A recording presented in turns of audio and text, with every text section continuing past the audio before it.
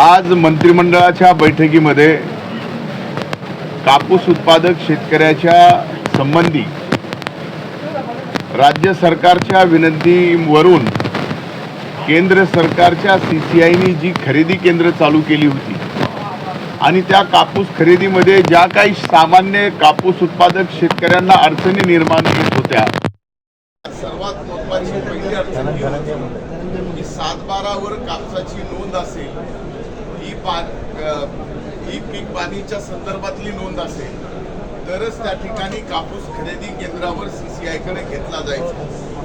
आणि या कापूस खरेदी करत असताना ऑनलाईनच्या संदर्भामध्ये जे नियम घातले होते ते सुद्धा शिथिल करण्याच्या बाबतीत आणि आता ऑफलाईनचा जसा नियम शिथिल करण्याचा विषय सांगितला गेला तसंच CCIला या 7/12 वर जर नोंदी नसतील तर त्या नोंदी 7/12 वरच्या आत्ता गृहीत धरून कापूस खरेदी करण्याच्या बाबतीमध्ये राज्य सरकारने CCIला या ठिकाणी आजच्या मंत्रिमंडळाच्या बैठकीचा संदर्भ देऊन या ठिकाणी कळवलेलं आहे।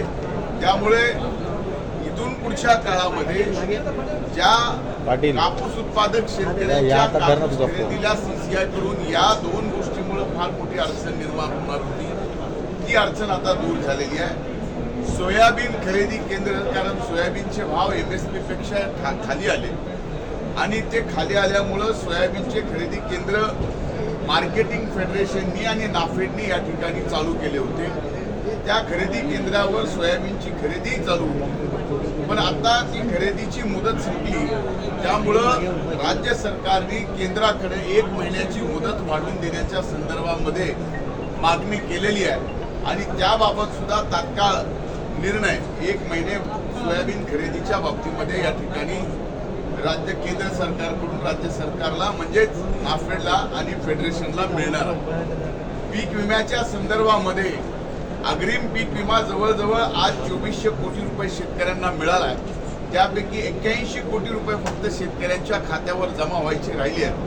त्यामध्ये ज्याचं KYC झालं नाही किंवा आधार लिंक झालं नाही किंवा आधारचं अकाउंट पूर्वीचं बदललं गेलं किंवा भूमी अभिलेख अद्यावत झाला नाही, या 2-3 कारणासाठी जे 81 कोटी रुपयाचं वाटप राहिलंय अग्रिम, ते अग्रिमचं सुद्धा वाटप आता राहिलेलं 81 कोटी रुपयाचं होईल। आणि अंतिम कापणी प्रयोगाचे जे रिपोर्ट्स या ठिकाणी आले त्यामध्ये सोयाबीन, मूग आणि उडीद यांची जी घट आलेली आहे, त्या घट आलेली आहे जेवढी आहे ती सुद्धा या ठिकाणी विमा कंपनीला त्या घटेप्रमाणे पुढे पैसे अदा करण्याच्या बाबतीत कालच बैठक घेऊन मी स्वतः हा विषय केला आणि आज सुद्धा माननीय मुख्यमंत्री एकनाथरावजी शिंदे साहेब, माननीय उपमुख्यमंत्री देवेंद्रजी फडणवीस साहेब आणि माननीय उपमुख्यमंत्री अजितदादा पवार आणि मंत्रिमंडळातील आमच्या सर्व सहकाऱ्यांनी त्याबाबत सांगितलं की या 3 पिकाची ज्याची माहिती आणि तूट एकूणच लक्षात आलेली आहे ती वाटप करावी आणि तात्काळ त्याबरोबर कापसाची सुद्धा अंतिम कापणी प्रयोग ही मुदत 31 मार्च पर्यंत असते आणि तुरीच्या बाबतीत सुद्धा मुदत 31 मार्च पर्यंत असते।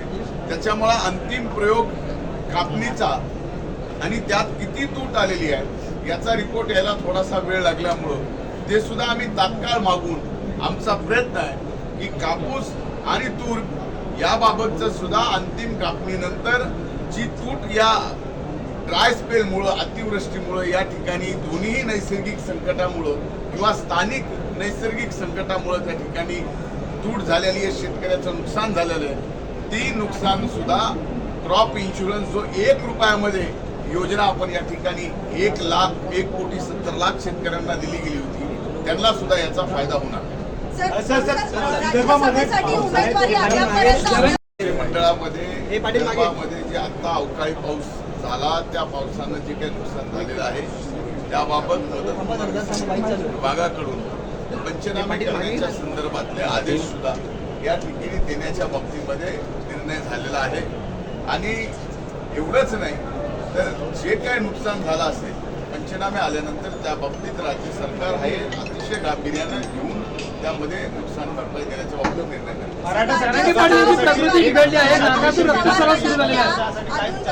उमेदवारी भाजपकडून अजूनही राज्यसभेसाठी उमेदवारी निश्चिती नाही. एक लक्षात घ्या, आज 14 तारीख आहे, उद्या 15 तारीख आहे. 3 वाजेपर्यंत उमेदवारी अर्ज दाखल पाटील मागे घ्या, वेळ आहे. मोबाईल मागे. हे 3 वाजेपर्यंत स्वाभाविक आहे, आम्हाला स्वातंत्र्य आहे की आम्ही उमेदवार 3 वाजेपर्यंत उद्या जाहीर करून 3च्या आत दाखल करू शकतो. हा आहे आम्हाला स्वातंत्र्य संवैधानिक परमपूजनीय डॉक्टर बाबासाहेब आंबेडकरांच्या घटनेने दिलेलं आहे, तसं तुम्हाला दिलं. बरोबर आहे. त्यामुळे ना तुम्ही घाई करू नका. आम्ही योग्य वेळेला उमेदवार जाहीर करून उमेदवार अर्ज दाखल करेल. तुम्हाला घाई झाली असं